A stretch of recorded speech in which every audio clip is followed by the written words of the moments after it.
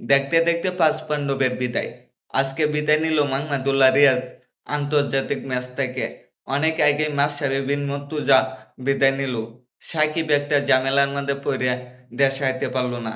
তারপর তামিম ইকবাল সে অনেক আগে বিদায় নিল।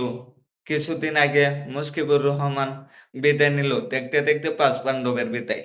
আই থিঙ্ক তাদের এই দিন অনেক ভালো কাটবে। আমি দোয়া করি এই পাঁচ পাণ্ডব যে নেই থাকুক অনেক ভালো থাকুক।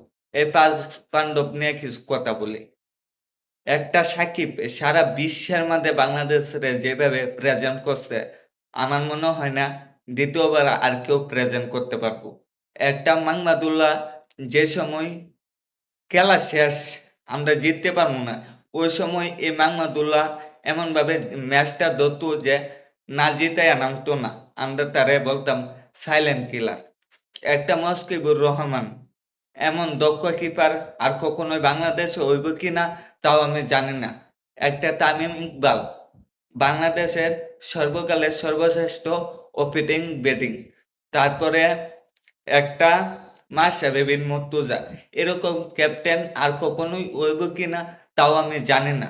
এই পাঁচ পাণ্ডব নিয়ে কিছু লেখার আগে একটু ভাইবে চিন্তা লিখবেন যে কাগজে নিয়ে লেখতেছেন। আমি অনেক সময় ফেসবুক চালাইতে যাই অবাক হয়ে যাই। অনেকে দেখি বলে যে এ পাঁচ পাণ্ডবের দরকার নাই, তার থেকে বেটার কিছু আমরা ডিজার্ভ করে। আগে বেটার কিছু বার করেন তারপরে ডিজার্ভ করেন। এই পাঁচ পাণ্ডব যেটা করে তো গেছে আরো 50 বছর লাগবো আপনাদের এই এই প্লেয়ার গুলো করতে। সো এই পাঁচ পাণ্ডব নিয়ে কথা বলার আগে একটু ভাইবের চিন্তা কথা বলবেন। আই হোপ এই পাঁচ পাণ্ডবের দিন অনেক ভালো কাটে।